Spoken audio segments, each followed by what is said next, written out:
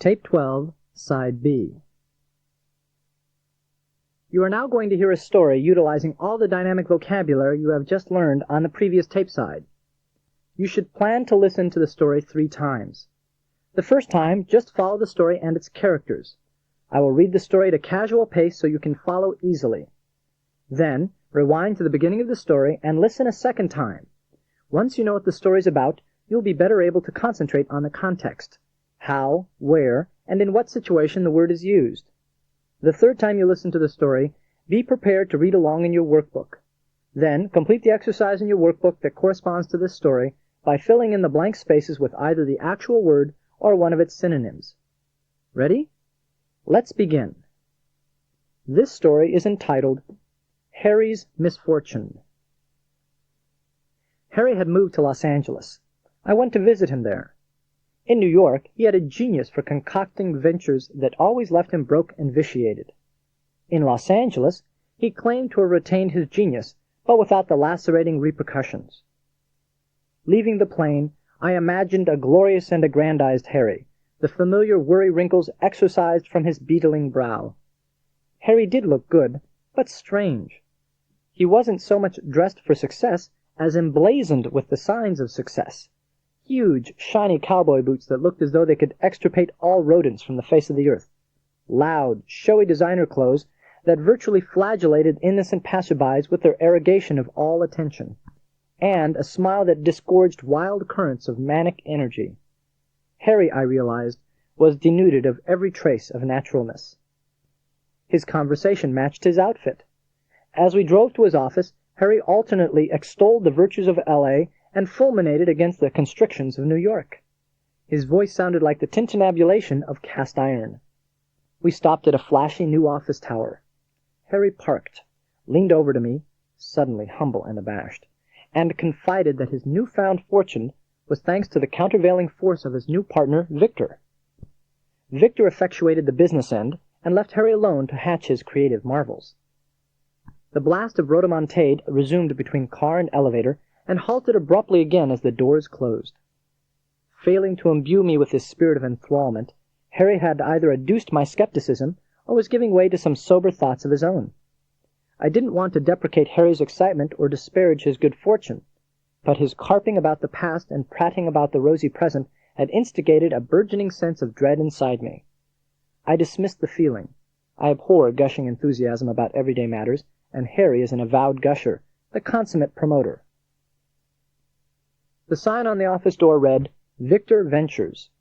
Harry threw back his padded shoulders, puffed out his tailored chest, and gave me a conspiratorial grin. Seduced and enjoined by his wonderful optimism, I smiled back. A genuine smile of appreciation for Harry. Whether he was really Don Quixote or Don King didn't matter, and whether he flailed at windmills or windfalls didn't matter either, because Harry had a joyous hope in life that could be obfuscated but not satiated. I would always admire Harry, because I would always covet his spirit. Harry swung open the door. The first warning was the silence, a hollow, incriminating noiselessness that you hear in court after an arraignment has been read. The silence first unnerved us, and when we pried our eyes from each other and looked around, a battle scene hit us. The room was devastated, razed, ransacked. Only a young girl who worked as a file clerk remained. She looked up from throwing stacks of paper into boxes and gave Harry a vindictive smirk to which Harry truckled meekly with a placating grin. "What's going on, Jenny?" he said softly. "If you came 5 minutes ago, you could have asked the police directly," she spat out. "The great Don Victor is a crook that mulks the public and coerces honest businessmen." She foisted some heavy boxes on Harry and I, and ordered us to take them down to a storeroom that the police had set aside. When Harry hesitated, she glared at him savagely. "I wanted to go to law school. Now you and Victor have jeopardized my future," she said. "Now get moving. I don't have all day." She turned back to her task of expediting the office cleanup, and Harry and I stumbled out the door with our boxes. Now Harry looked harried, just like he used to look when we worked together in New York, and everyone had started calling him Harry instead of Mike, his real name. I wanted to say something to commiserate with my old buddy, but I kept my mouth shut. Harry was still Harry, and he had his pride. After you have listened to the story twice, continue the audio portion of the tape to finalize your mastery of these words. Listen and repeat each of the following words and their synonyms. Abashed, withdrawn,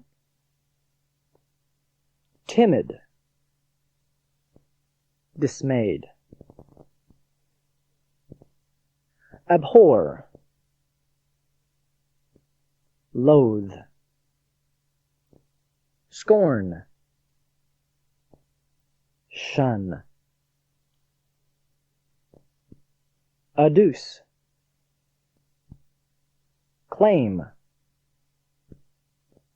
evidence, present, aggrandize, magnify, glamorize, enlarge,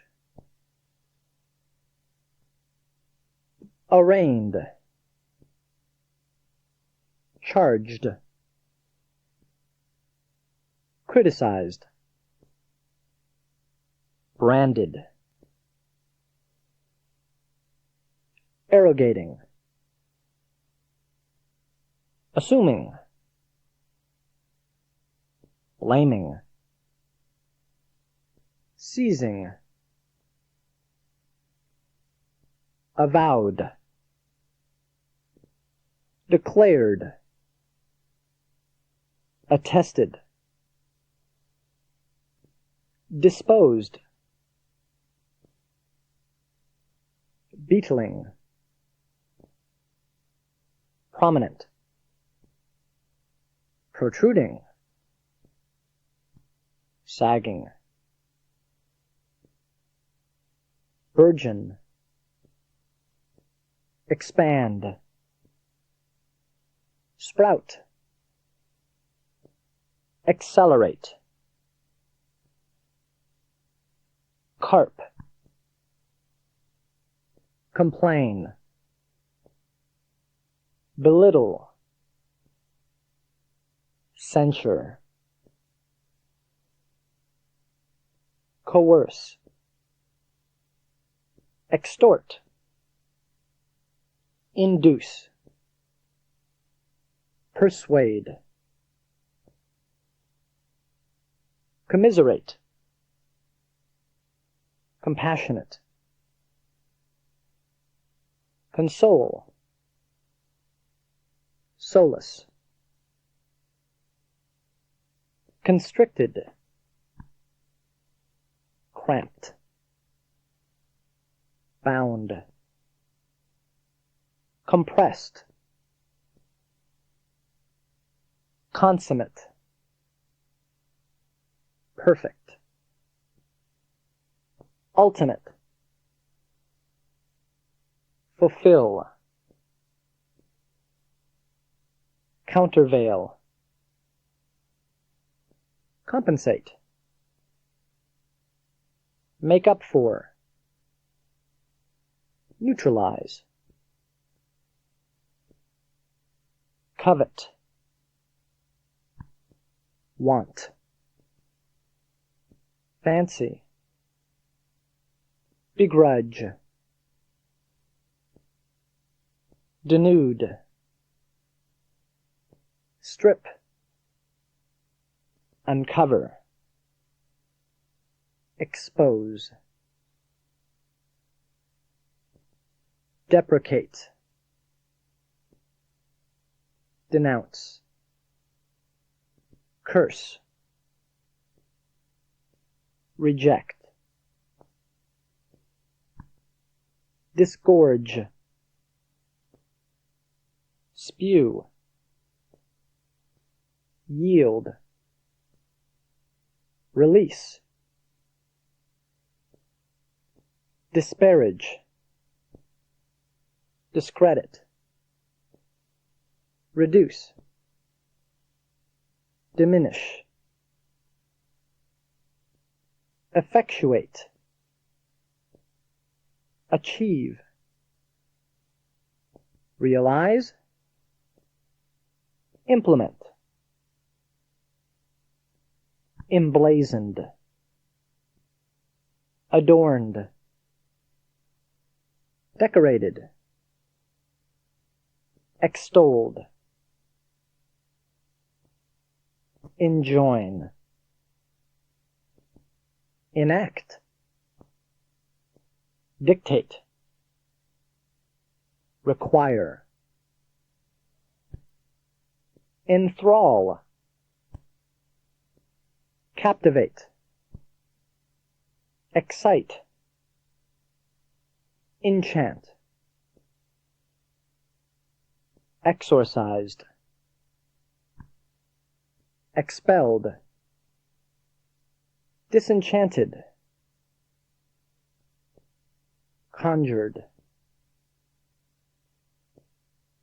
expedite, hasten, hustle, dispatch, extirpate, abolish, obliterate, ravage, extol, glorify, honor, laud, flagellate, flog, beat, thrash, flail, thresh about, lash, pommel, foist, impose upon, unload upon, palm off, fulminate, explode, condemn, criticize, harry, harass, molest, spoil, imbue, instill, indoctrinate, penetrate, incriminate, accuse, blame, implicate, instigate, provoke, initiate, animate, jeopardize, peril, threaten, risk, lacerate, wound, cut, deface, mulct, defraud, swindle, extort, obfuscate, bewilder, mystify, confound, placate,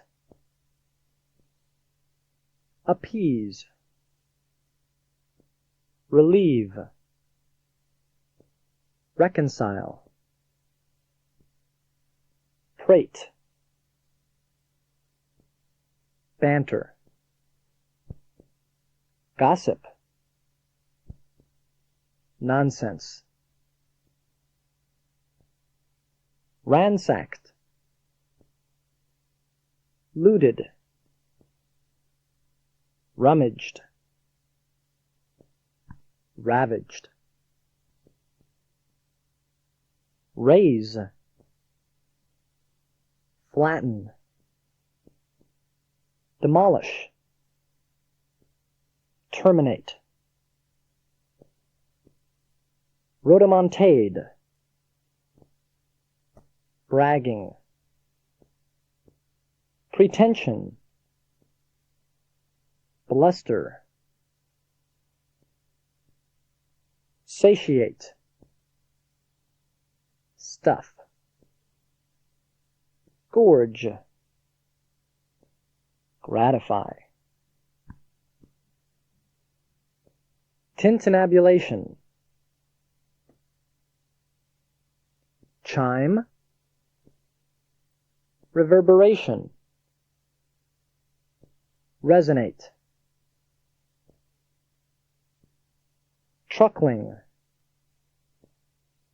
groveling. Ingratiating, servile. Vindictive, spiteful. Unforgiving, hostile. And vitiate. Impair, taint. Corrupt.